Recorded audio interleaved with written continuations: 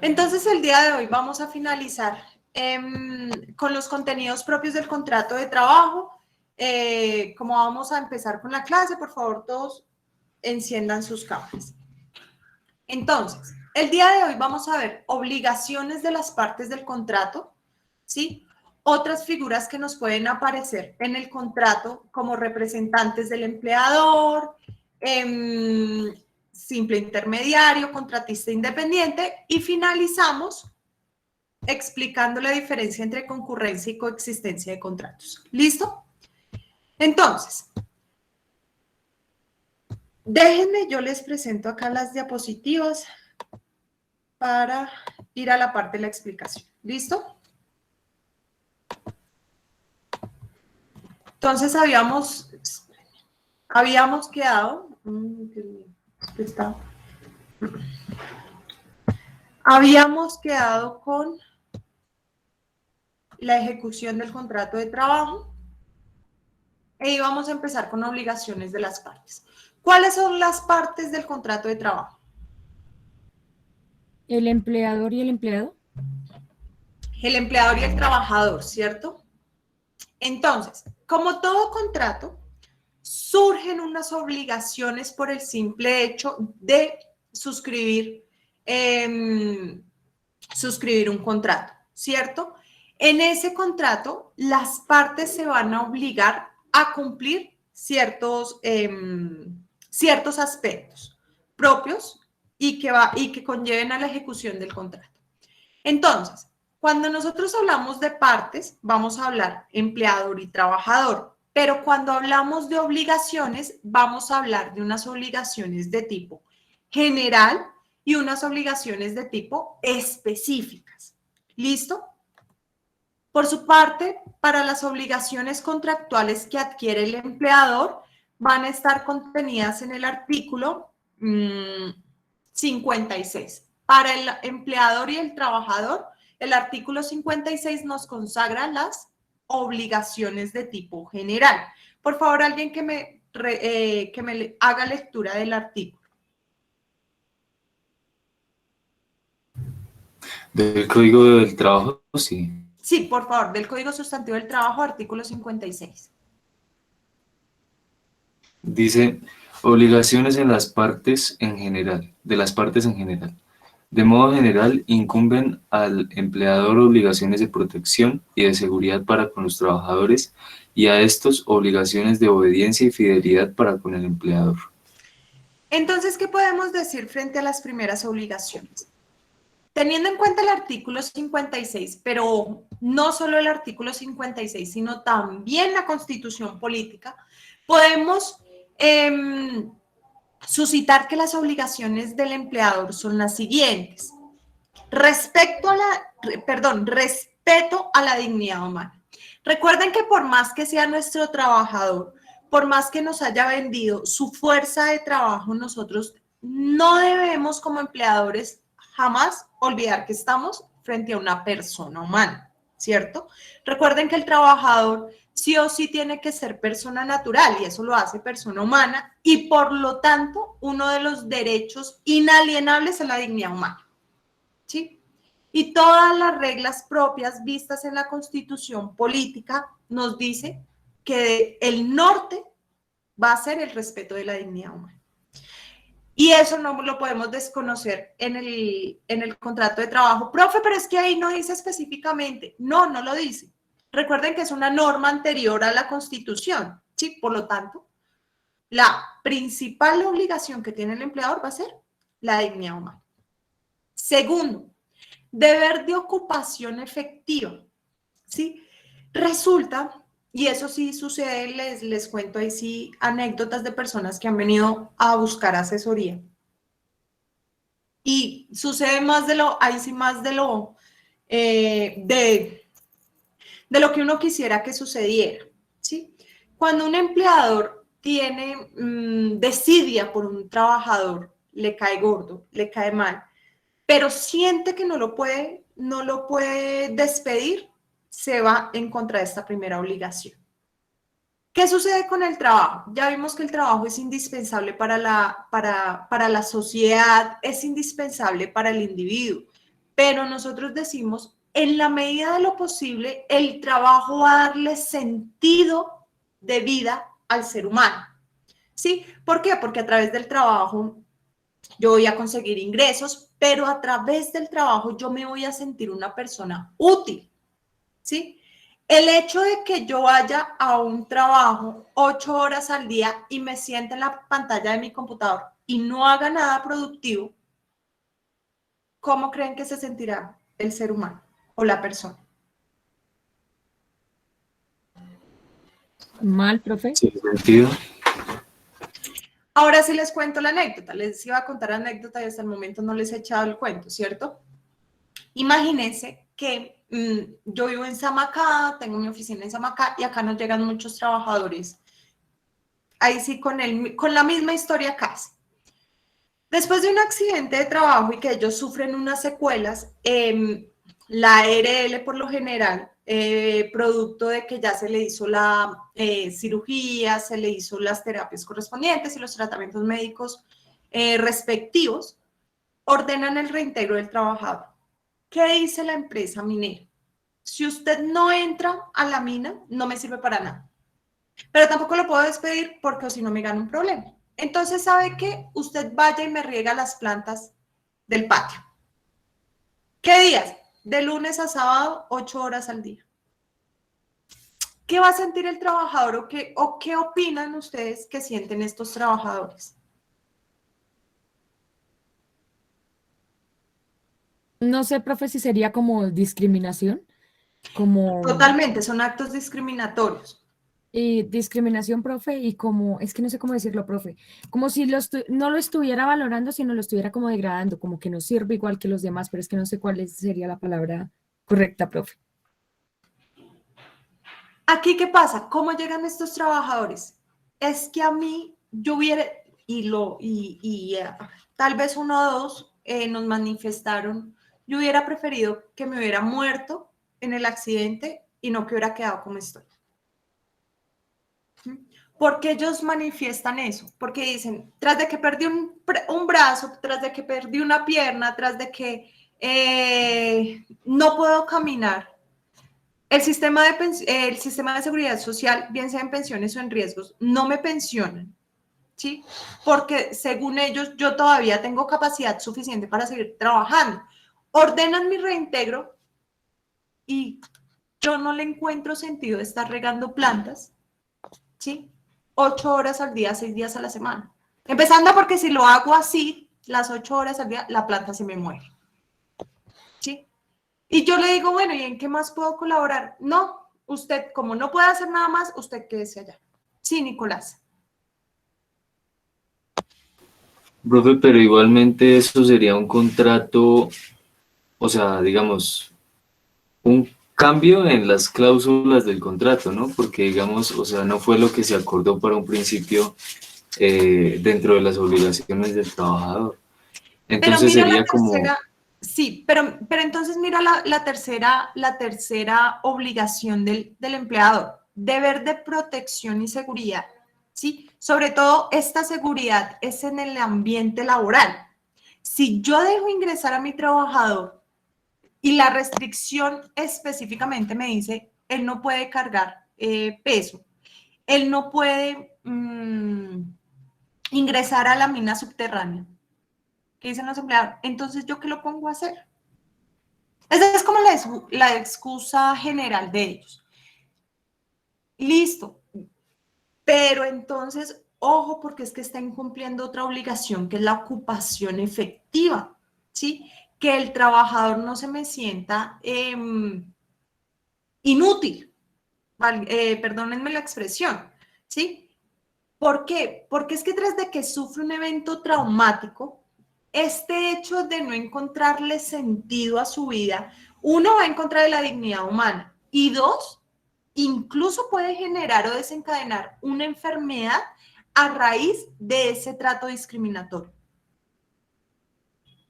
Sí, entonces el deber de ocupación efectiva es tan importante porque incluso va más allá de lo que nosotros simplemente vemos. Ah, es que ese trabajador no sirve para nada. Y como no lo puede echar, entonces ¿sabe qué? Adiós. ¿Sí? Ojo, tanto como lo que tú dices, incumplimiento a las obligaciones, pensaría yo que dando razón para la finalización del contrato, ¿cierto? Uno dice, ¿se incumple con las obligaciones o hacia qué lado ibas? Digamos, yo estaba preguntando que, o sea, sería decisión propia, o sea, como es un acuerdo mutuo, ¿no? O sea, el contrato, las cláusulas fueron mutuas. Entonces, el empleador no podría, porque sí, decirle, bueno, riéguenme las plantas, sino que sería también una decisión voluntaria del trabajador, o sea, acceder o no acceder, ¿sí? Pero ¿sabes cuál es el no acceder? El empleador le dice, usted me riega las plantas y me cumple esta función que yo le estoy imponiendo, usted me presenta la renuncia o usted se va. O no se preocupe que otra persona sí encantadísimo en regar plantas pagándole un salario de 900.000 pesos mensuales, un ejemplo. Entonces está en juego, o sea, está en juego mi necesidad y la de mi familia y que yo me pueda sentir útil en un medio. Y sobre todo son personas que pues que administrativamente hablando no tienen capacitación al respecto. Déjame terminar esta idea, María José, y ya te doy la palabra, ¿listo? Entonces, para que no pienses que es que me olvidé que tienes la mano levantada. Entonces, ¿qué es lo que pasa? Frente a esta obligación, ¿sí? Y frente a este aspecto, se ha hablado mucho en el sistema de riesgos laborales, que si el trabajador se debe capacitar, ¿sí? Se debe brindar los estudios y capacitación correspondiente para que efectúe un trabajo en el cual actualmente no está capacitado y merece o sea, y requiere de un título, por ejemplo, ¿sí? El empleador en conjunto con la ARL lo hagan para darle esa ocupación efectiva y poder, en vez de decir, no, es que producto del accidente este señor ya no me sirve absolutamente para nada, capacitarlo y decir, uy, antes era minero, ahora tiene las mismas condiciones laborales a pesar de que ejerce otro cargo, a pesar de que ejerce otras funciones. ¿Listo? Hacia allá existen normas en el sistema de riesgos laborales que apuntan. En la práctica, bueno, eso es otro tema, eso es otro cuento. ¿Sí? María José, ahora sí te doy la palabra. Profe, ¿me Sí, escucha bien? señora. Ahí regulo, pero te escucho. Es que tengo el caso de bueno, de un familiar que pues a raíz del trabajo que realizaba, pues se le desarrolló una enfermedad. Entonces, bueno, le dieron la incapacidad y demás. Y al momento de volver a ingresar a la empresa, bueno, lo pusieron en otro cargo, pero le bajaron el salario. ¿Esto se puede hacer? No, ahí sí ya vamos a lo que vimos anteriormente, a la revisión de las condiciones laborales, ¿sí? A la revisión del contrato de trabajo, de las cláusulas. ¿Por qué? Porque se ha establecido producto y sobre todo de salud, no se le pueden desmejorar las condiciones laborales. Se reubica la persona con idénticas condiciones, especialmente salariales. Ya, si nosotros vamos a reducir el salario, se supone que se debe hacer con acuerdo del trabajador en virtud de la figura de la revisión del contrato.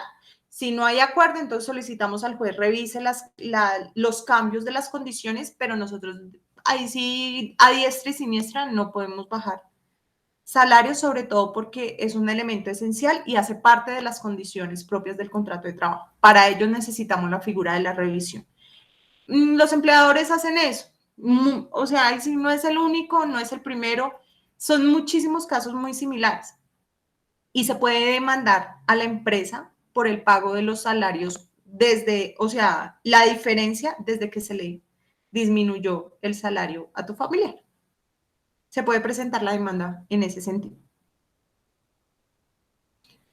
Entonces, Tercera obligación es la obligación de protección y seguridad para los trabajadores en el trabajo, ¿sí? Es decir, que nosotros como empleadores debemos procurar un ambiente sano y seguro a nuestros trabajadores. De allí que la norma en riesgos laborales esté diseñada para que en Colombia ni hayan accidentes ni hayan enfermedades de origen laboral, ¿sí? Por esta obligación. Y esta obligación es legal, está contenida en el Código Sustantivo del Trabajo, pero también es constitucional, ¿sí? Que nuestro trabajador no pierda su salud, no pierda su condición física o mental por estar ejerciendo un trabajo, por estar ejerciendo las funciones que le impone su empleador.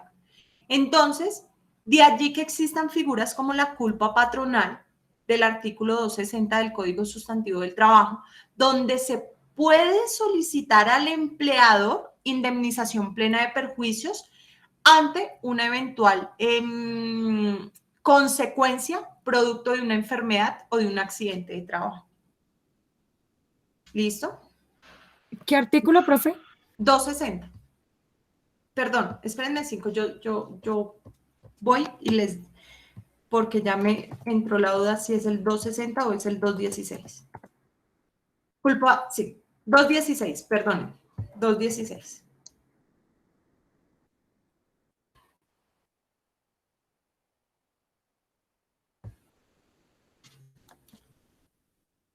Y por último, deber de cumplimiento de los derechos del trabajador. ¿Sí? Que el empleador cumpla a cabalidad con los derechos, cumpla a cabalidad con las obligaciones del trabajador. Profe, y es que yo he visto que esto acá no se cumple y entonces, ¿qué podemos hacer? Hay una entidad en Colombia que se encarga de la vigilancia de los derechos de los trabajadores. Esa entidad es el Ministerio del Trabajo, en cabeza de sus inspectores del trabajo.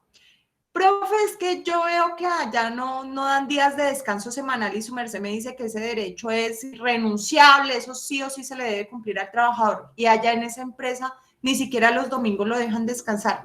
Queja ante el Ministerio del Trabajo. El Ministerio del Trabajo, en cabeza del inspector del trabajo, él va incluso a abrir procesos sancionatorios a empleadores que vayan en contra de los derechos de los trabajadores. ¿Listo? Obligaciones de los trabajadores.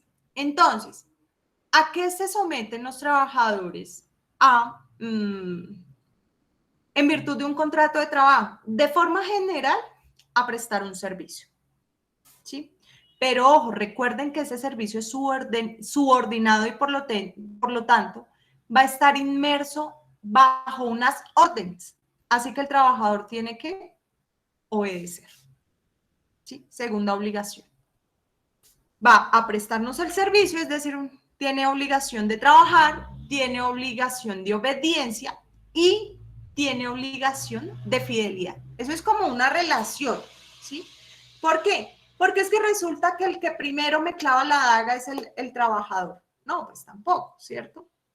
Y como entonces el trabajador es la parte de él, vamos a proteger incluso al que nos está estafando. El trabajador tiene como obligación, artículo 56, de brindar fidelidad a su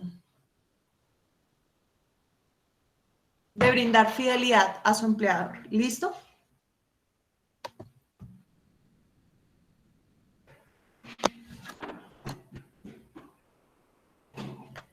Entonces,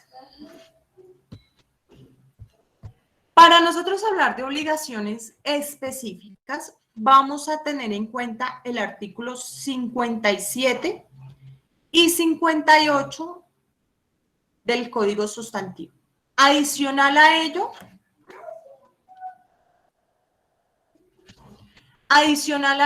van a estar las prohibiciones, ¿sí? Del trabajador y el empleador, artículos 59 y 60 del Código Sustantivo del Trabajo. ¿Listo? Si quieren, regálenos una lectura así, alguien que por favor nos colabore con una lectura rápida de los artículos 57, 58, 59 y 60.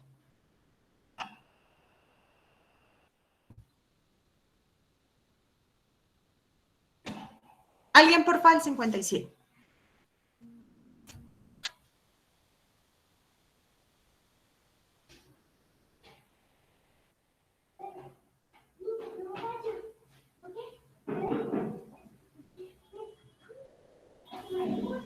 Pues yo lo tengo. Dale. Sí, Nicolás, dale. Bueno, yo leo ese. Dice, obligaciones especiales del empleador. Son obligaciones especiales del empleador, primero, poner a disposición de los trabajadores, salvo estipulación en contrario, los instrumentos adecuados y las materias primas necesarias para la realización de las labores. Segundo, procurar a los trabajadores locales apropiados y elementos adecuados de protección contra los accidentes y enfermedades profesionales en forma que se garanticen razonablemente la seguridad y la salud. Tercero, prestar inmediatamente los primeros auxilios en caso de accidente o de enfermedades. A este efecto, en todo establecimiento, taller o fábrica que ocupe habitualmente más de 10 trabajadores, deberá mantenerse lo necesario según reglamentación de las autoridades sanitarias. Cuarto, para la remuneración pactada en las condiciones, periodos y lugares convenidos. Pagar. Quinto. Sí. Quinto, guardar absoluto respeto a la dignidad personal del trabajador y a sus creencias y sentimientos. Sexto, conocer al trabajador las licencias necesarias para el ejercicio. Conceder al trabajador. Conceder al trabajador las licencias necesarias para el ejercicio del sufragio, para el desempeño de cargos oficiales transitorios de forzosa aceptación, en casos de grave calamidad doméstica debidamente comprobada, para desempeñar comisiones sindicales inherentes a la organización o para asistir al entierro de sus compañeros, siempre que avise con la debida oportunidad al empleador o a su representante, y que en los dos últimos casos el número de los que se ausenten no sea tal que perjudique el funcionamiento de la empresa. En el reglamento de trabajo se señalan las condiciones para las licencias antedichas. Entonces, cuando nosotros hablamos de esas licencias, es concederle el permiso para esas actividades específicas y cancelar el salario por los días que está en sufragio, que está en cargos oficiales de forzosa aceptación, que tienen grave calamidad doméstica, comisiones sindicales. ¿Listo? Sigue. Séptimo, dar al trabajador que lo solicite a la expiración del contrato una certificación en que consten el tiempo de servicio, la índole de la labor y el salario devengado. E igualmente, si el trabajador lo solicita, hacerle practicar un examen sanitario y darle certificación sobre el particular, si al ingreso o durante la permanencia en el trabajo hubiere sido sometido a examen médico. Se considera que el trabajador, por su culpa, elude, dificulta o dilata el examen cuando transcurridos 5 días a partir de su retiro no se presenta donde el médico respectivo para la práctica del examen, a pesar de haber recibido la orden correspondiente. Octavo, para el trabajador los gastos razonables de venida y de regreso, si para prestar sus servicios lo hizo cambiar de residencia, salvo si la terminación del contrato se origina por culpa o voluntad del trabajador. Si el trabajador prefiere radicarse en otro lugar, el empleador le debe costear su traslado hasta la concurrencia de los gastos que demandaría su regreso al lugar donde residía anteriormente. En los gastos de traslado del trabajador se entienden comprendidos los de los familiares que con él convivieren. Y 9. Cumplir con el reglamento y mantener el orden, la moralidad y el respeto a las leyes. 10. Conceder al trabajador en caso de fallecimiento de su cónyuge, compañero o compañera permanente o de un familiar hasta el grado segundo de consanguinidad, primero de afinidad y primero civil, una licencia remunerada de luto por luto de 5 días hábiles, cualquiera sea su modalidad de contratación o de vinculación laboral. La grave calamidad doméstica no incluye la licencia por luto que trata este numeral. Este hecho deberá demostrarse mediante documento expedido por la autoridad competente dentro de los 30 días siguientes a su concurrencia. Una cosita, una pregunta. ¿El fallecimiento de qué familiares nos aplica para la licencia de luto?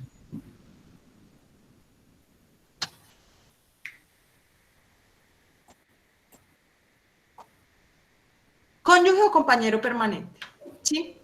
Hasta segundo grado de consanguinidad. Papá o mamá, abuelos, segundo grado. Y hermanos. Abuelos en segundo grado, ascendente, hijo o nieto, hasta segundo grado, descendiente, hermanos, segundo grado horizontal. ¿Listo? Para que lo tengamos en cuenta. Entonces son padre o madre, abuelos, hijos, nietos y hermanos. ¿Listo? Esos son los familiares hasta segundo grado de consanguinidad que abarcaría la licencia de luto. Primero de afinidad. ¿Quiénes son los primeros de afinidad?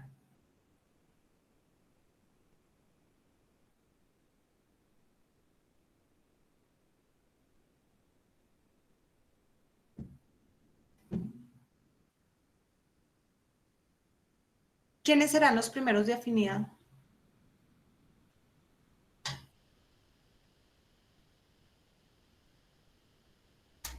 El primer grado de mi esposo, o de mi cónyuge o compañero permanente. Es decir, en otras palabras, mis suegros.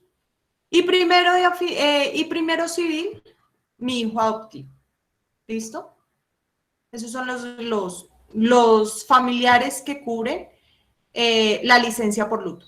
Licencia remunerada, es decir, ausentarme por el trabajo, pero aún así mi empleador está obligado a cancelarme los días de salario hasta por 5 días hábiles.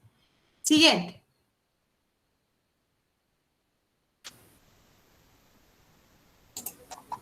Numeral 11. Parágrafo. ¿No leo el parágrafo?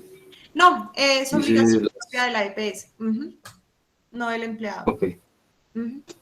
11. Conceder en forma oportuna a la trabajadora en estado de embarazo la licencia remunerada consagrado en el numeral 1 del artículo 236, de forma tal que empiece a disfrutarla de manera obligatoria una semana antes o 2 semanas antes de la fecha probable del parto, según decisión de la futura madre conforme al certificado médico a que se refiere el numeral 3 del citado artículo 236. Entonces, en pocas palabras, ¿sí? En pocas palabras, se pueden conceder licencias de maternidad preparto, ¿sí? Es decir, que antes de la fecha probable del parto se le empiece a dar derecho a la trabajadora de su licencia remunerada de maternidad. ¿Listo? Numeral 11 del artículo 57 hace referencia a la licencia preparto. 1 o 2 semanas antes de la fecha probable del parto, empezar a disfrutar su licencia de maternidad. Artículo 58, obligaciones del trabajador, pero obligaciones especiales.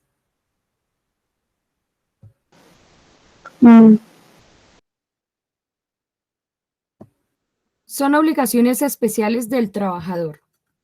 Primero, realizar personalmente la labor, en los términos estipulados, observar los preceptos del reglamento y acatar y cumplir las órdenes e instrucciones que de modo particular le impartan el empleador y sus representantes, según el orden jerárquico establecido. Segundo, no comunicar con terceros, salvo autorización expresa, las informaciones que tenga sobre su trabajo, especialmente las cosas que sean de naturaleza reservada o cuya divulgación pueda ocasionar perjuicios al empleador. Lo que no basta para denunciar delitos comunes o violaciones del contrato o de las normas legales del trabajo ante las autoridades competentes. Tercero, conservar y restituir en buen estado, salvo el deterioro natural, los instrumentos y útiles que le hayan sido facultados facilitados a las materias primas sobrantes. Guardar rigurosamente la moral en las relaciones con sus superiores y compañeros. Quinto, comunicar oportunamente al empleador las observaciones que estime conducentes a evitar daños y perjuicios. Sexto, prestar la colaboración posible en caso de siniestros o de riesgos inminentes que afecten o amenacen las personas o las cosas de la empresa o establecimiento.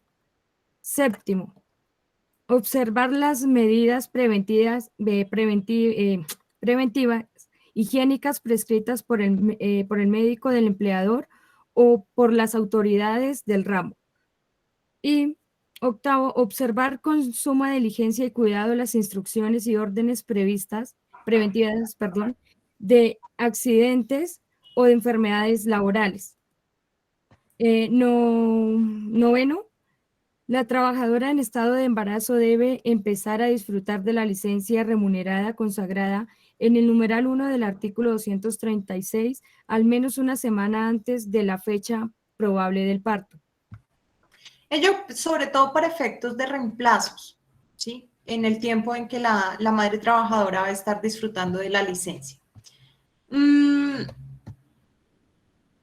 Prohibiciones, entonces lo que se le prohíbe tanto a empleadores como trabajadores, artículo 59 y artículo 60. Dejemos hasta ahí las lecturas de las prohibiciones. Vámonos con las otras figuras, ¿listo? Para avanzar y poder socializar la sentencia el día de hoy.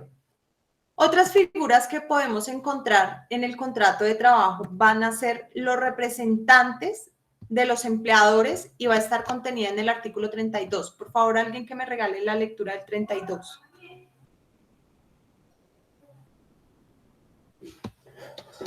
Regálenme 2 minutos, ya vuelvo con ustedes, ¿listo? Tal vez 1.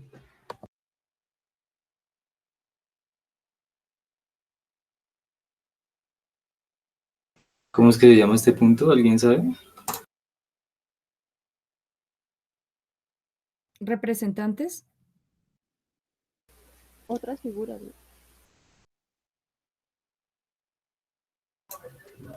¿Otras figuras de obligación?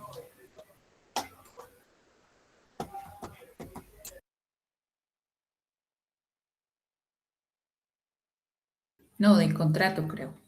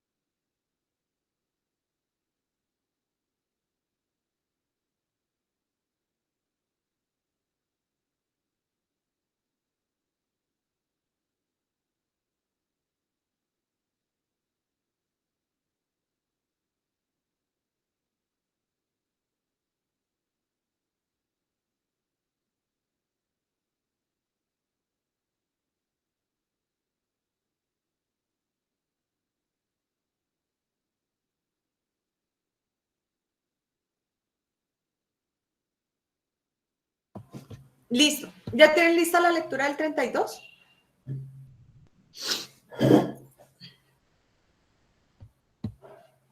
Son representantes del empleador y como tales le obligan frente a sus trabajadores, además de quienes tienen ese carácter según la ley. La convención o el reglamento de trabajo, las siguientes personas. A. Las que ejercen funciones de dirección o administración. tales como directores, gerentes, administradores, síndicos o liquidadores, mayordomos y capitanes de barcos, y quienes ejercitan actos de representación con la adquisiencia expresa o tácita del empleador. Y dice, en el B dice los intermediarios, profe. Entonces, ¿quiénes son representantes de los empleadores? En pocas palabras, aquellos que cumplen funciones de dirección, control, poder, ¿sí? Sobre el resto de los trabajadores.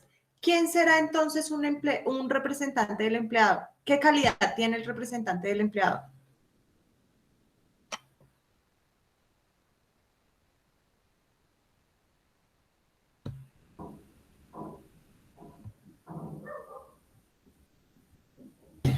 ¿Un intermediario o algo así?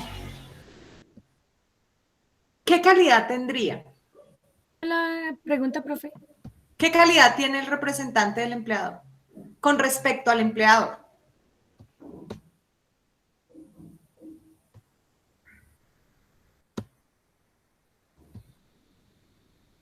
O sea, ¿como los directores se refiere? ¿Y qué calidad tienen ellos respecto al empleador?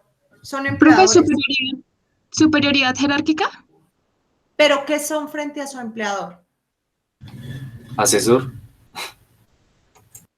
Representante. Profe, sería como su jefe. ¿Y qué son respecto del empleador? ¿Qué Como unos figuras son? secretarios.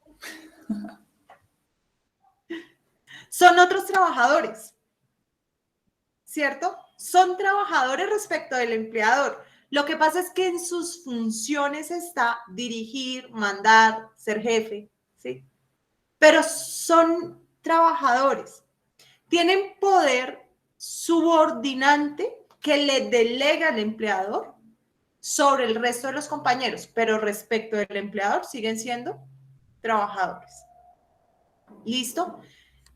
Pero como representantes, a pesar de que sean trabajadores, pueden obligar al empleador, ¿cierto? Ojo, ¿por qué? Porque es que va a ejercer el poder subordinante con el resto de los compañeros, ¿sí? Pero ahí sí, al que responsabiliza es al empleado. Imaginémonos este tema. Nicolás es el jefe de la empresa, ¿sí? Y Nicolás me designa a mí como directora, qué sé yo, de Tuna, de la sucursal de Boyacá. Entonces, Nicolás vive en Bogotá, tiene su empresa en Bogotá y maneja otros asuntos más importantes, como comercio exterior, como relaciones internacionales con otros clientes, ¿sí? Y nosotros tenemos dirección Tuna, Tunja, Boyacá. Ángela es mi trabajadora, ¿sí? O sea, está a mi cargo, entonces, ¿sí? Porque ella es trabajadora respecto de Nicolás. Ángela me dice, jefe, estoy embarazada. Y a mí me dan unos celos impresionantes y una envidia, y yo despido al día siguiente a Ángela. Adivinen a quién demanda Ángela, ¿quién va a demandar?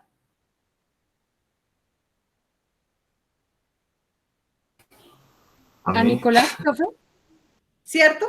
A Nicolás, pues porque es como, Es que es como no, él es el empleador, ¿sí? A pesar de que la función, ¿sí? O a pesar de que el acto errado fue mío, yo estoy como representante del empleador en Tunja, Boyacá, comprometiendo su responsabilidad.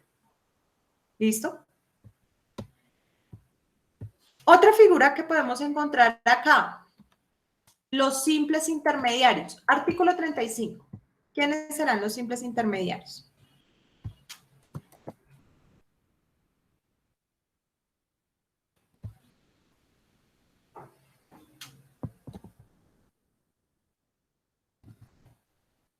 ¿Quiénes serán los simples intermediarios?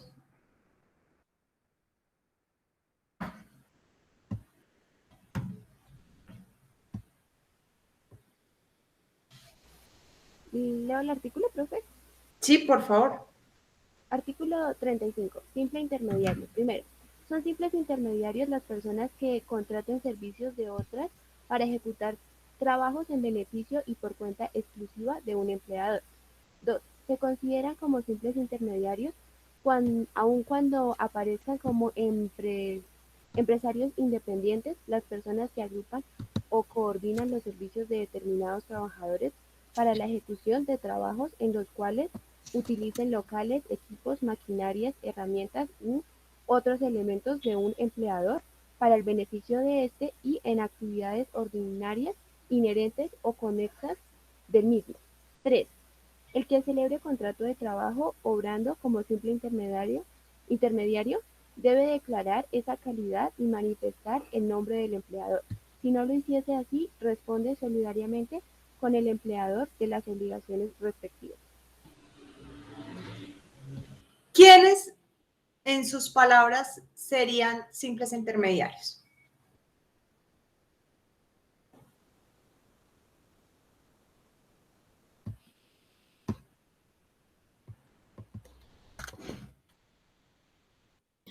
Profe, no sé si estaría como, o sea, no sé si son estas personas, profe.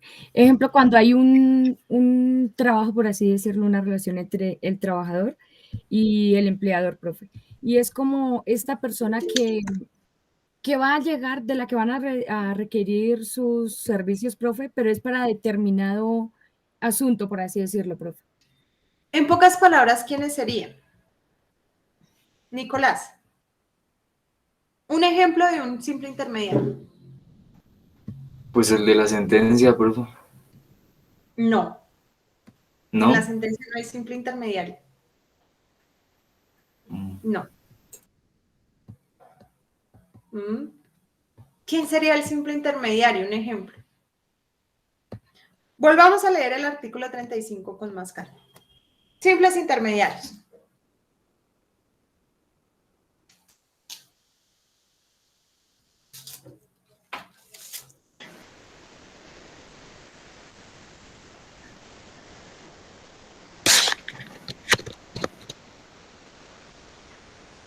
¿Lo leo, profe?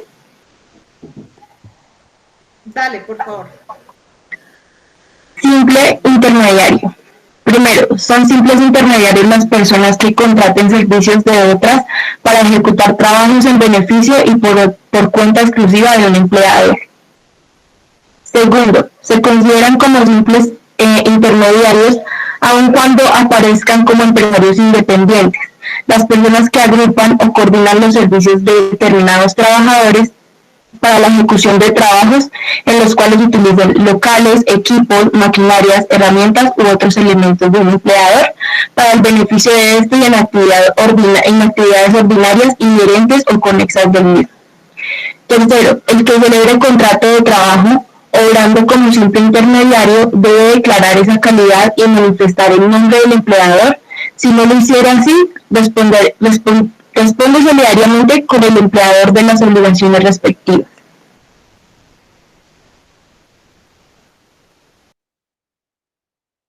Entonces, ¿quiénes serían los simples intermediarios? Profe, un ejemplo puede ser cuando una empresa contrata a una empresa privada de seguridad para que esa empresa privada de seguridad contrate trabajadores y trabajen dentro de la empresa, ¿no? Eso sería lo que pasó en la sentencia. No, es diferente la figura. Ojo, es diferente la figura. Tiene que tener actividad conexa con el empleador. ¿Sí?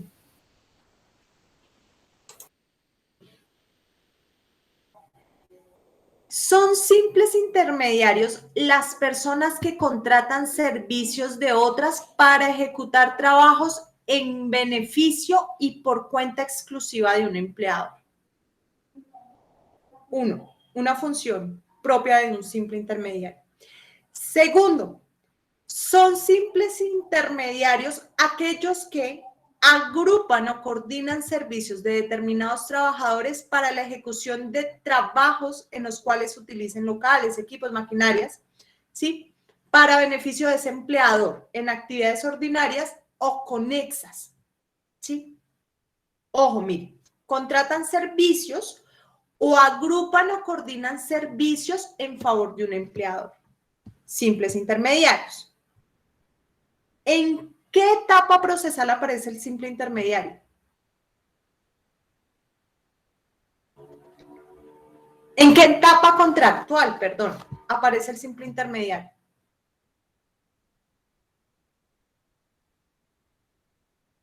Si el contrato tiene elaboración del contrato, suscripción del contrato, primera etapa, bueno, selección y clasificación de personal, etapa de contratación, ¿sí? Esa etapa es precontractual, selección de personal, suscripción del contrato, ejecución del contrato y finalización del contrato. Esa básicamente sería la etapa contractual de cualquier contrato. Acá nos dice, estos simples intermediarios lo que van a hacer es agrupar, coordinar para contratar. Entonces, ¿qué etapa contractual se encuentra?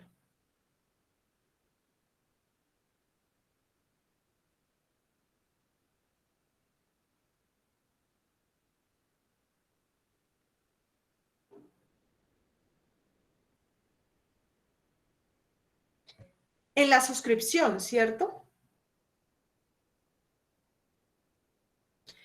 Los simples intermediarios son aquellos más para utilizar servicios de contratación de personal, ¿sí?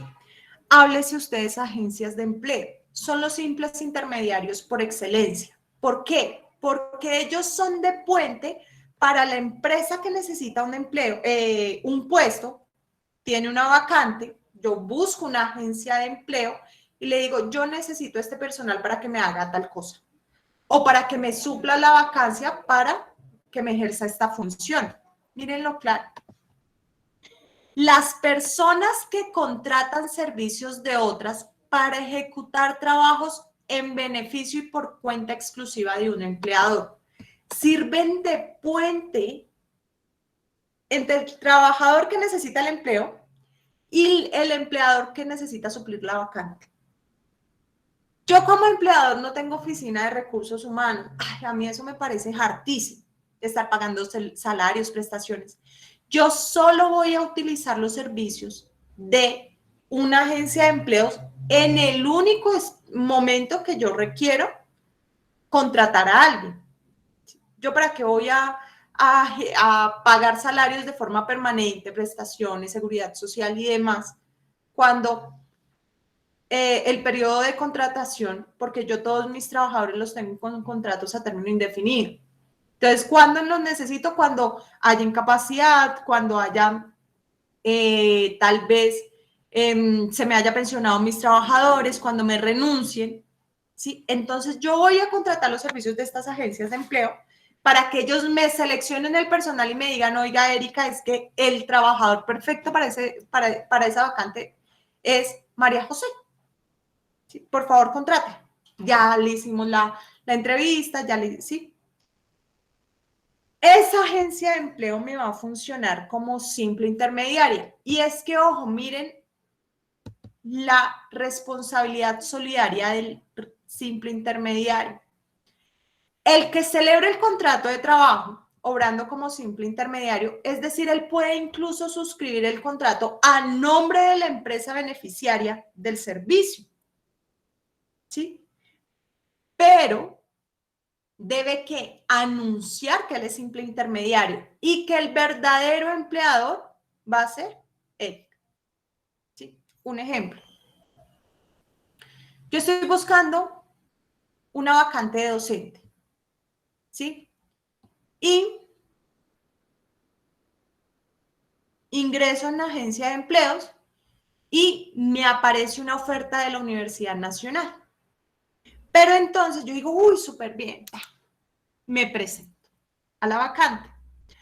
Oh, sorpresa, cuando yo suscribo el contrato, lo suscribo con la Universidad Nacional, pero la Universidad Nacional me dice, usted se va para la Universidad Patico.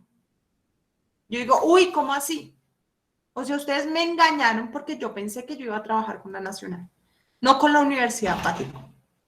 Otra cosa es que la universidad me diga, se requiere docente para laborar en la Universidad Patico y nosotros actuamos como simple intermediario. ¿Quién va a ser el verdadero empleador? Va a ser la Universidad Patico. Ah, yo ya sé cuáles son las condiciones de la vacante y ya sé que no voy a prestar el servicio para la Universidad Nacional, ¿cierto? Que en esta oportunidad la Universidad Nacional está actuando como simple intermediario. ¿Sí ven la diferencia? Acá solamente el simple intermediario me aparece en el tema de la contratación y desaparece, porque yo no presto los servicios para el simple intermediario, yo presto los servicios directamente para el empleador. Lo que pasa es que sirvió fue de puente, de enlace, de contacto directo para efectos de contratación. ¿Sí? ¿Alguna duda? Miremos la diferencia con el contratista independiente. Artículo 34. ¿Qué nos dice el artículo 34 frente al contratista independiente?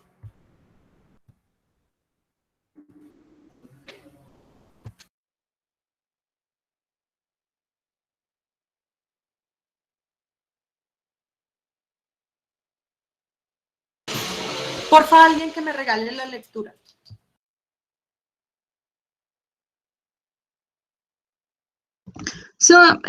Artículo 34. Contratistas independientes.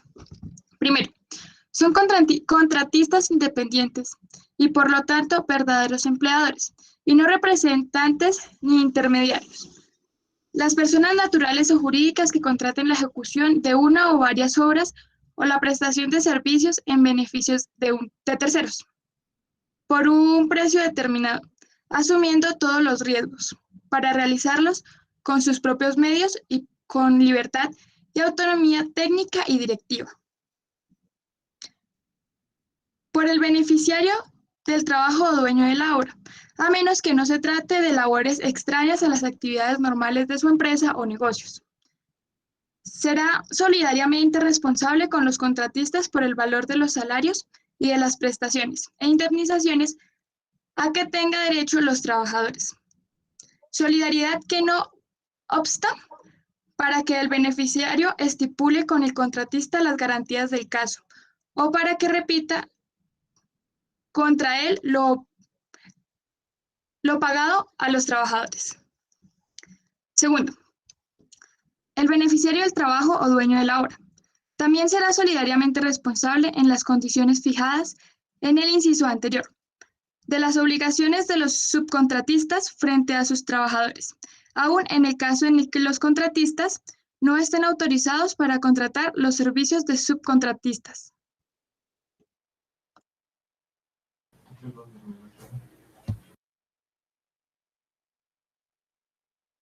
Profe, tienes el micrófono apagado. Sí, perdón. Entonces, ¿quiénes son los contratistas independientes? Puede ser persona natural o persona jurídica.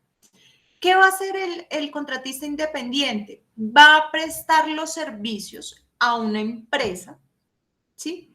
Por cuenta propia, y dice el artículo 35,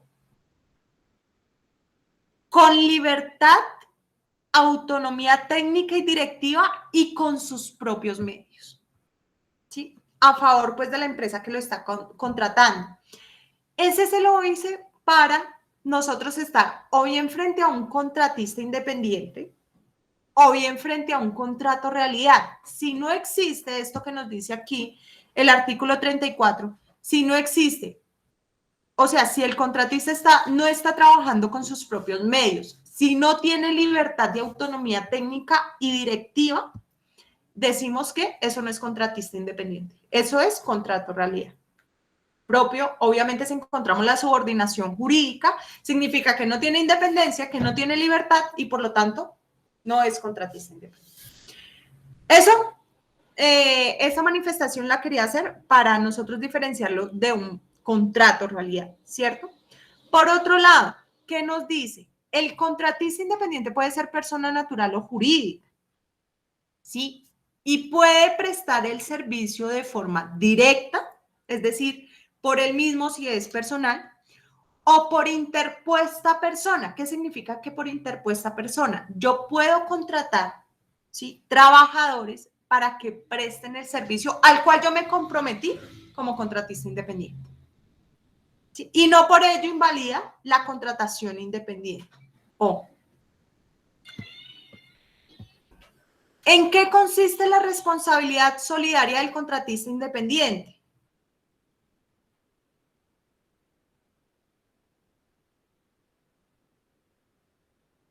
¿En qué consistirá la responsabilidad solidaria que trae el artículo 34 frente al contratista independiente? Y ahí Nicolás medio lo advertía hablando del simple intermediario. Profe, pues respecto al contratista, pues yo me acuerdo es la del empleador, que digamos, o sea, tiene que tener nexo de causalidad, mencionada la sentencia, que es cuando se encuentran las funciones que ejerce el trabajador, se encuentran en conexión directa con las funciones o objeto social de la empresa contratante. Entonces ahí es cuando el empleador tiene responsabilidad solidaria.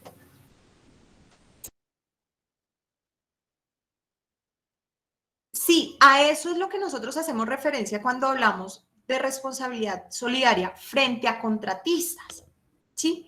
Pero ojo, aquí el empleador de esos trabajadores que prestan el servicio, su empleador no es la empresa beneficiaria, es el contratista independiente, ¿sí? Lo que pasa es que ellos prestan el servicio de forma directa a favor de un tercero que es la empresa beneficiaria o la empresa que contrata, la empresa contratante, a pesar de que ellos bien puedan ser trabajadores del contratista directamente. O sea, con quien suscriben el contrato de trabajo es con el contratista. Por otro lado, ¿sí?, el empleador va a ser responsable solidariamente por lo que Nicolás llamó nexo de causalidad. ¿Sí? Si las actividades que nos prestan el servicio, los trabajadores del contratista, tienen relación directa con la actividad empresarial del contratante, de la empresa beneficiaria de ese servicio, ¿sí?, si el contratista, que es el empleador, es el obligado a pagar salarios, prestaciones, vacaciones, ¿sí?, él no lo paga, podemos repetir solidariamente contra el contratante, ¿sí? Pero siempre que exista nexo de causalidad, es decir, que las actividades que presta el contratista son propias de las actividades que presta el contratante. Regálenme un momento, yo busco acá a ver si de pronto haciendo este gráfico, pero entonces déjenme, yo veo si tengo este programa.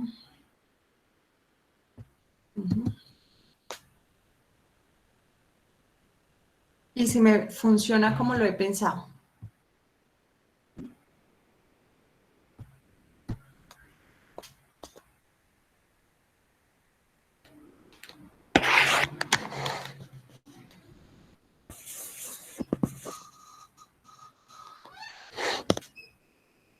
Entonces, creo que sí nos va a funcionar. Ahí me van a disculpar de pronto mis mamarrachos. Espérenme, sí.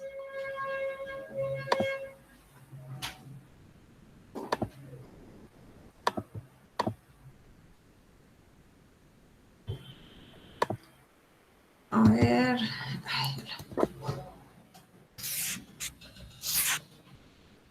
Ay, pero ahorita me estaba funcionando. ¿Qué pasó?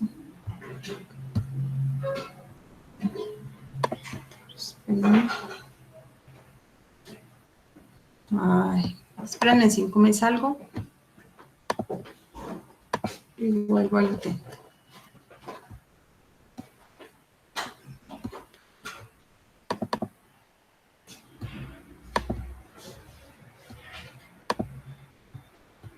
Listo.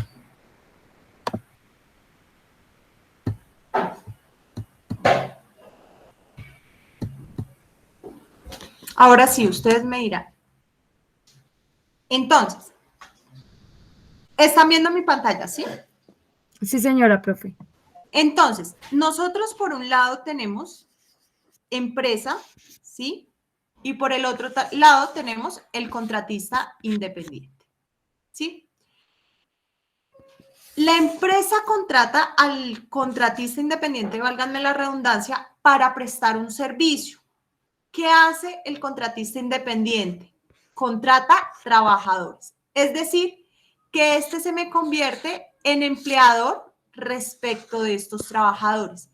Pero los trabajadores van a prestar el servicio a favor de la empresa contratante, ¿sí? ¿Qué vamos nosotros a tener en cuenta? Entonces, vamos a tener en cuenta cuáles son las actividades comerciales y empresariales de nuestro empleado, ¿sí? ¿Por qué? Porque si tienen las mismas o dice, o conexas, ¿sí? O conexas con las actividades comerciales que brinda el contratista independiente, entonces ahí hablamos de responsabilidad solidaria, ¿sí? ¿Qué significa eso? Si el trabajador nos presta el servicio, ¿sí? Al empleador y esa prestación del servicio son iguales a las actividades comerciales y empresariales de la empresa contratante, ¿sí? Acá, empresa contratante. Entonces decimos que hubo una tercerización, si la estamos viendo, una tercerización, que es al momento de contratar, no de forma directa, o sea, el empleador no está contratando de forma directa a su trabajador, sino lo hace a través de la figura del contratista independiente. ¿Por qué hay tercerización ilegal? Porque este empleador debe garantizar las actividades comerciales y empresariales de forma directa a través de trabajadores propios. ¿Pero qué hacen ellos? Ellos contratan a través de contratistas independientes para realizar esas mismas funciones. Así que lo que nosotros vamos a realizar o vamos a ejecutar o vamos a observar más bien es cuáles son las actividades del contratista independiente y si son las mismas que la de la empresa. O conexas, ha dicho la Corte tanto constitucional como la Corte Suprema de Justicia. Y si eso es así, entonces hablamos de responsabilidad solidaria. No es que el empleador se me vuelva la empresa contratante. El empleador sigue siendo el contratista independiente. Lo que pasa es que si éste no paga salarios o adeuda conceptos propios sobre el contrato de trabajo, nosotros podemos reclamarle a la empresa contratante, porque es que tiene más estabilidad financiera. El que tiene la plata es el contratante, no el contratista, ¿cierto? Entonces lo que nosotros hacemos es repetir contra el contratista en virtud de la responsabilidad solidaria del artículo 34. ¿Más claro la figura?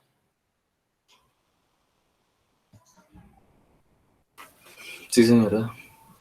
Bueno, por fortuna nos sirvió mi idea para graficar la tercerización del contratista independiente. Ahora sí, vamos con la sentencia.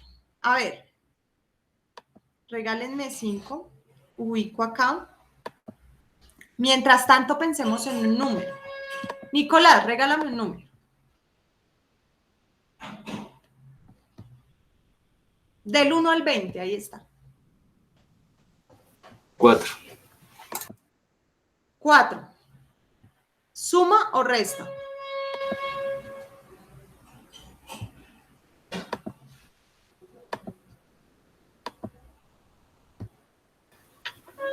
Suma.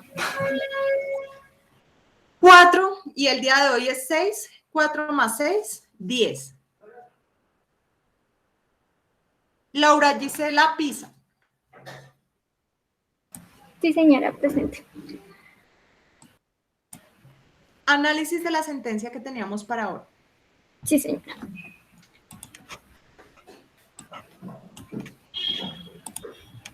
Déjame que ya la estoy secando. Listo.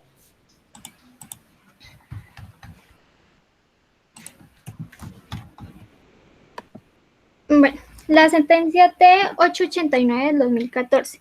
El magistrado ponente fue María Victoria Calle Correa. Se realizó en la Sala Primera de Revisión de la Corte Constitucional en Bogotá el 20 de noviembre del 2014.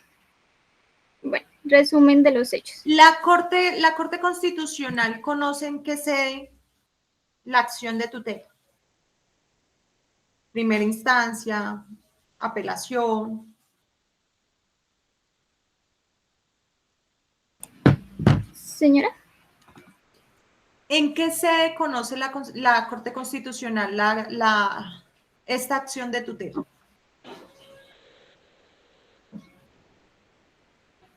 En primera instancia, si no estoy mal. ¿Segura? No sé, profe, la verdad. En sede de revisión. Perdón, está la primera. En sede de revisión. En sede de revisión. Sí, señora. Ya hubo primera instancia, ya hubo segunda instancia y entra la Corte a revisar las actuaciones de los jueces de conocimiento, es decir, de los jueces de instancia. ¿Listo? Para que lo tengas en cuenta. Antecedentes. ¿Qué pasó? ¿Qué sucedió? Cuéntanos el chisme. Bueno, la señora Lizeth Paola Rueda Mejía presentó la acción de tutela contra Homecar y Ecopetrol S.A. por la presunta vulneración de los derechos fundamentales al mínimo vital y a la seguridad social suyos y de su hijo por nacer. Donde el 14 de diciembre del 2012 Ecopetrol y Homecar suscribieron un contrato para dar a los beneficiarios. Resúmelo con tus palabras. Okay. Resúmelo con tus palabras porque si no, no vamos a alcanzar a ver el tema. Resúmelo Okay. con tus palabras. Ok, pues.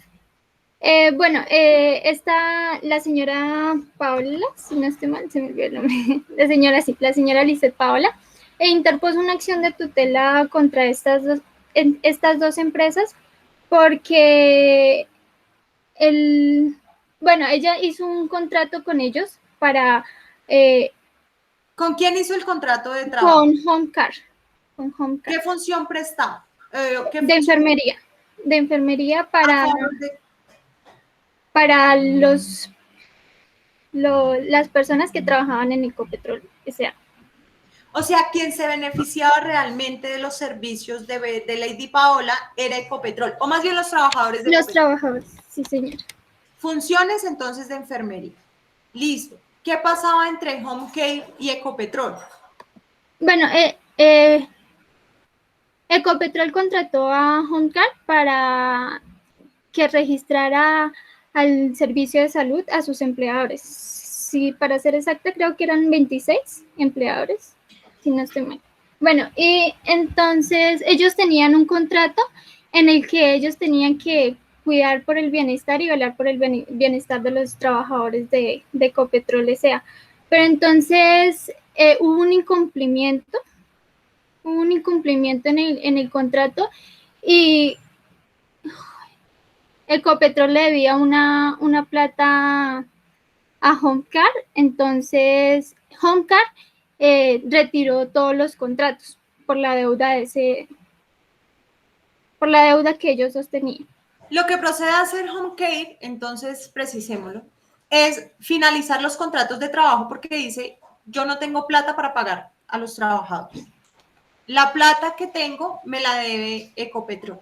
Ecopetrol no me ha hecho ese desembolso. Y termina con todos los contratos de trabajo, inclusive de Lady Paola, que se encontraba en estado de embarazo. Ya vimos que ellos tienen una estabilidad mayor o una estabilidad laboral especial, ¿sí? Porque se encontraba en estado de embarazo. ¿Qué pasó en las instancias, Laura? Bueno, en primera instancia, eso fue el 11 de marzo, si no estoy mal, del 2014. El juzgado amparó la seguridad social de la señora Paola y de su hijo, lo que ordenó que a Homecar y Ecopetrol S.A. que solidariamente por el artículo 34 le reconocieran el pago de las cotizaciones requeridas para que la peticionaria pudiera acceder a la licencia de maternidad. En segunda instancia, fue el 5 de mayo del 2014, en que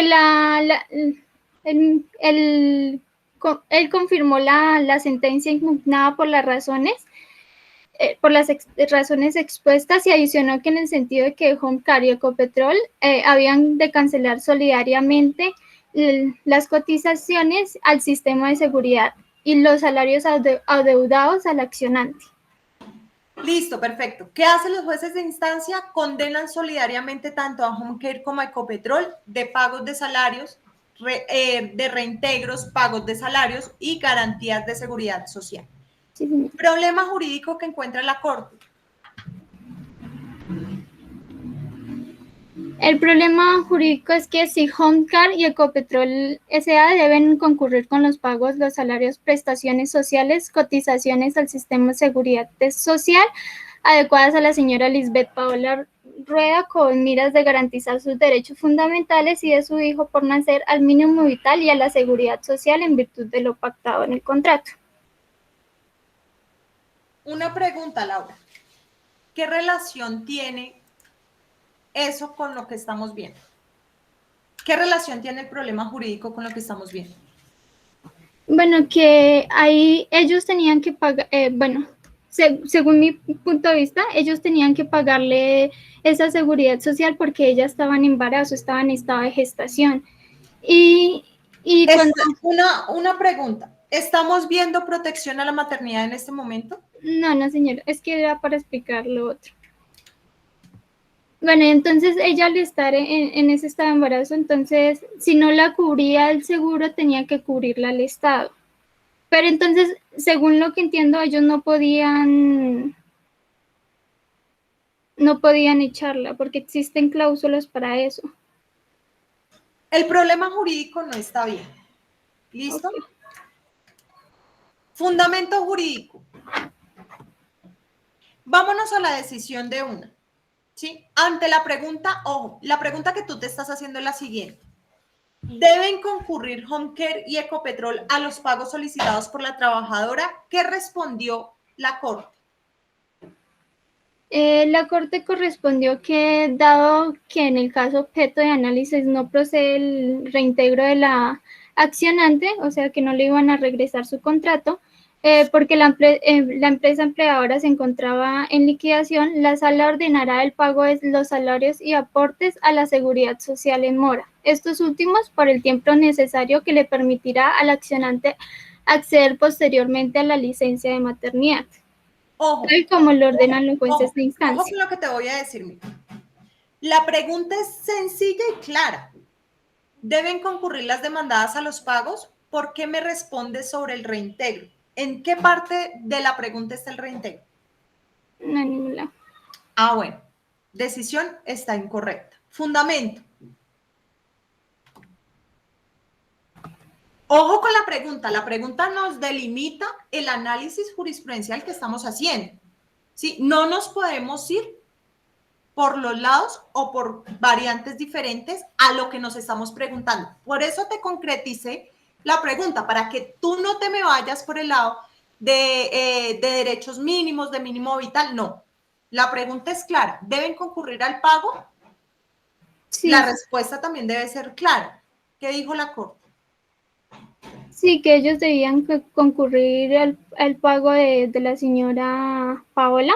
¿Quiénes son ellos? Ecopetrol y Homecar. Pero entonces, jurídico, ojo, todo depende del fundamento jurídico. Fundamentame por qué sí deben concurrir al pago tanto Ecopetrol como Homecare. ¿Qué dijo la Corte? Bueno.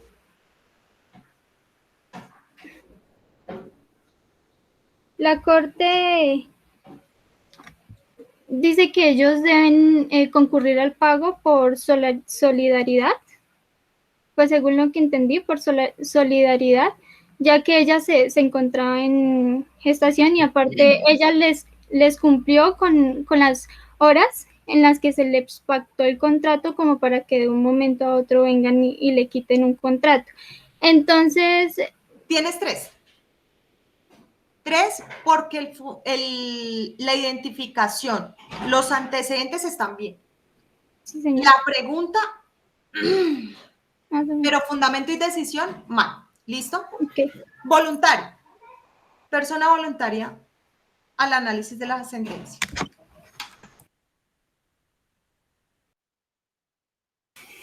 Yo, profe. Problema jurídico, Nicolás.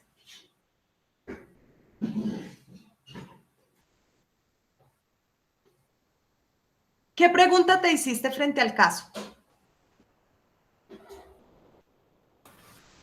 Pues yo la saqué textualmente de la sentencia, profe.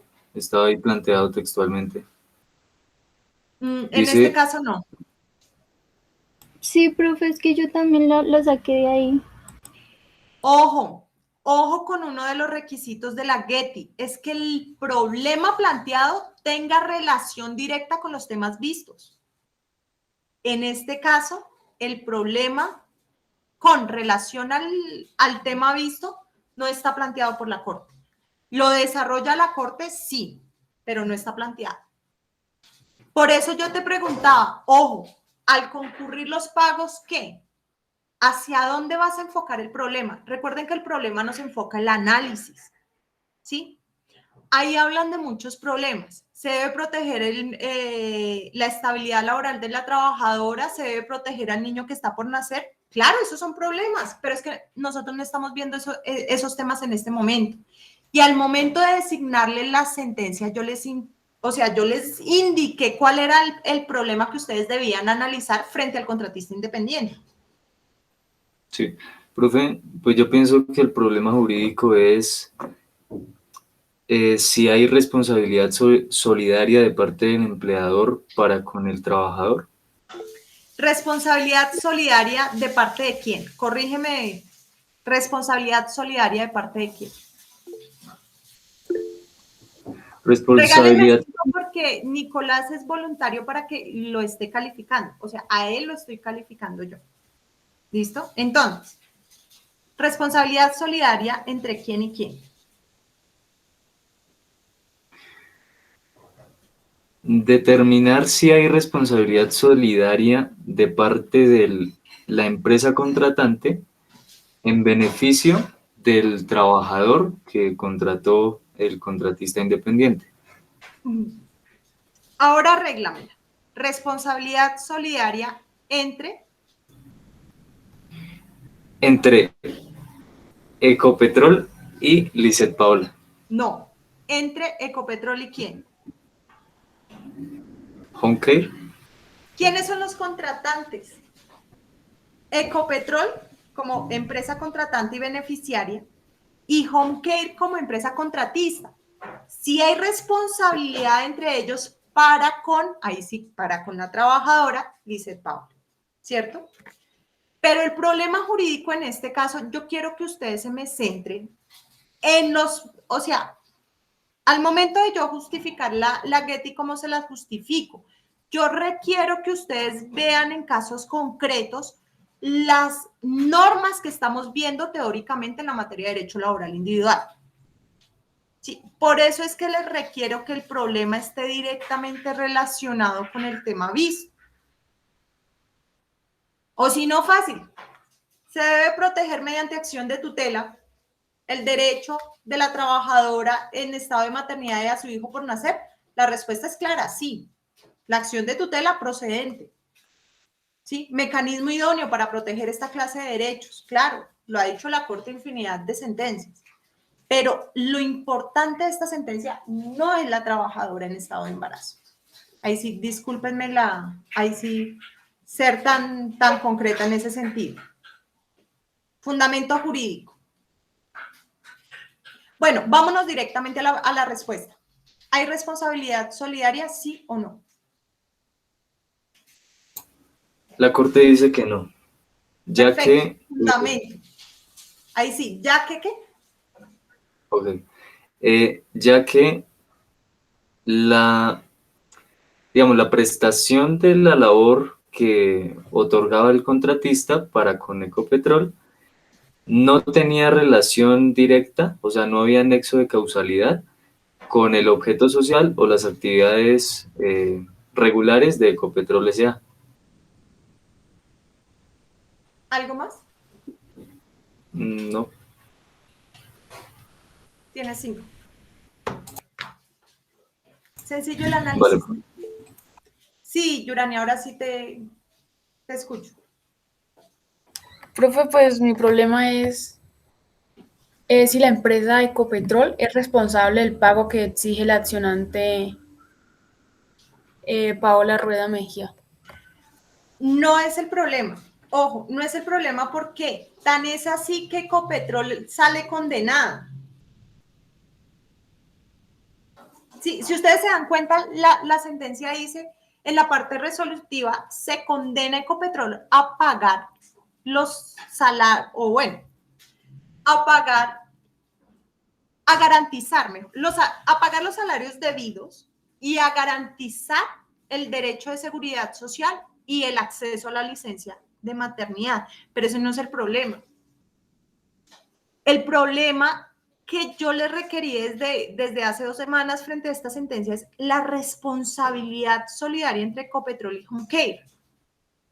¿Sí? Responsabilidad solidaria, ¿por qué? En virtud del artículo 34. ¿Qué nos dice el artículo 34? Iguales actividades, ¿sí? Es decir, que la actividad que me desarrolla el trabajador del contratista independiente tenga el mismo objeto que la actividad que está prestando el contratante, ¿sí? Que presta a sus usuarios. ¿Cuál es la actividad de Ecopetrol?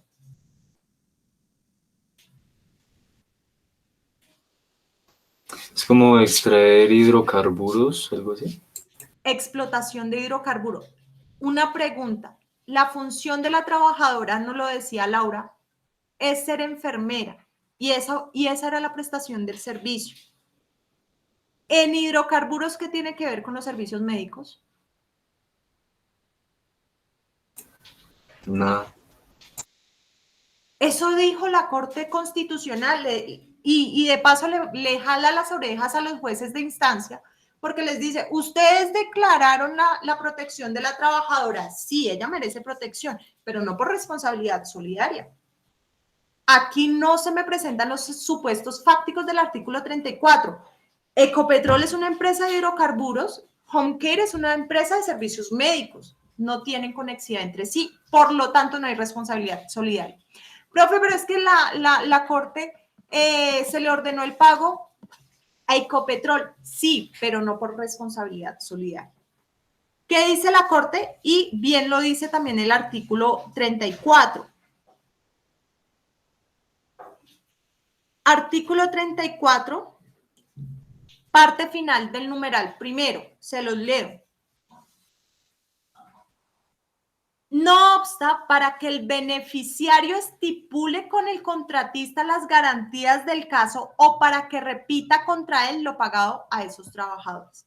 ¿Cuál era una de las garantías que tenía Ecopetrol respecto al contratista independiente para estos efectos? Una cláusula por allá del contrato, decía la Corte Constitucional, de retener los pagos directos al trabajador, al contratista independiente, con el fin de que sea la contratante directamente la que pague a sus trabajadores y reconozca esas garantías, pero no por responsabilidad solidaria. En pocas palabras, Ecopetrol le debía plata a Homecare y lo que hizo la Corte Constitucional es, como usted le debe esa plata, de ahí pague lo que Homecare le debía pagar a la trabajadora. Pero en virtud del contrato que habían suscrito, no de responsabilidad solidaria. ¿Sí? Incluso la Corte Constitucional dice, otra cosa hubiese sido si Homecare no era Homecare y no prestara servicios médicos, sino fuera una contratista de obras civiles y que Ecopetrol, para realizar una perforación de un pozo profundo, hubiese contratado los servicios de estos ingenieros en obras civiles para hacer muros de contención del pozo. No son actividades similares, pero son conexas, tienen conexión la una con la otra, porque para sacar ese hidrocarburo necesita el muro de contención, ¿cierto? Puede que no sean iguales, pero al ser conexas hay responsabilidad solidaria. En este caso no tiene nada que ver los servicios médicos con la explotación de hidrocarburos. ¿Hay alguna pregunta?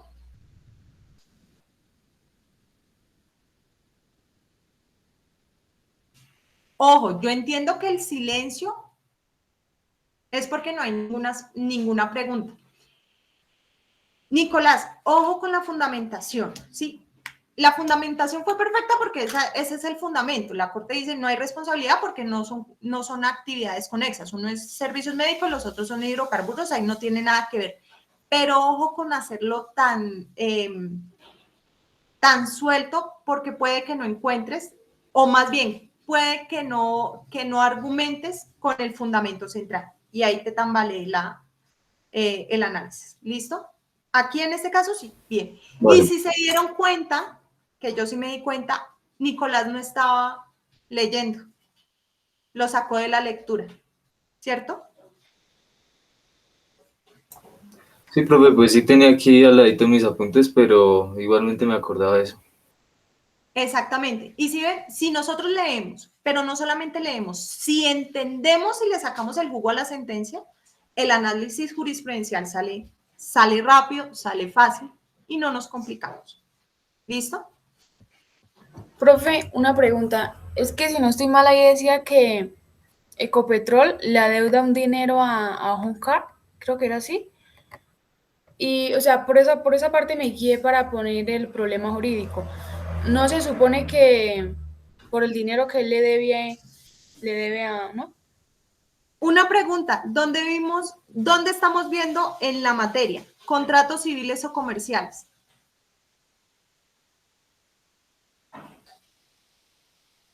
Cláusulas, estipulaciones. No, pues eso no. Ojo, porque es que uno de los requisitos del problema jurídico es precisamente que tenga relación con los temas propios de la materia y con los temas que estamos viendo específicamente en la semana y en el día que yo les digo, para tal día es la sentencia.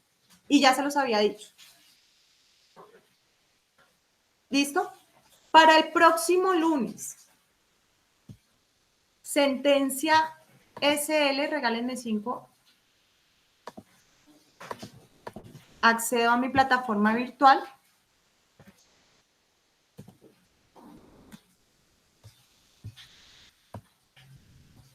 Y les indico la sentencia de una vez. ¿Listo? Para que no se me vaya a olvidar. Y profe, pero es que eso nos dijo que el lunes íbamos a socializar esa sentencia.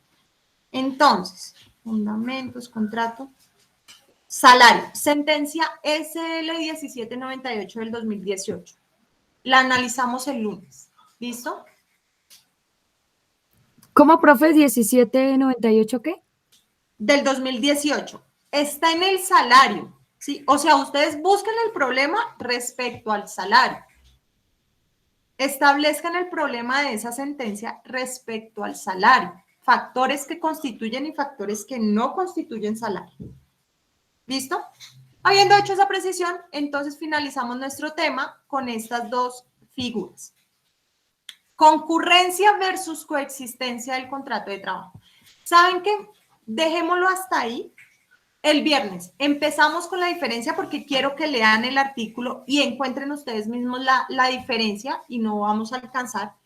Entonces, dejémoslo hasta ahí.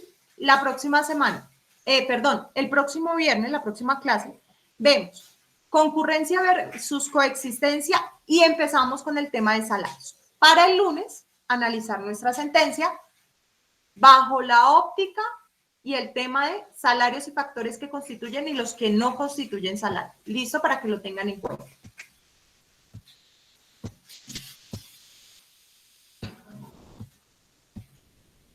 Entonces, chicos, no sé si hay alguna duda. No, profe, gracias.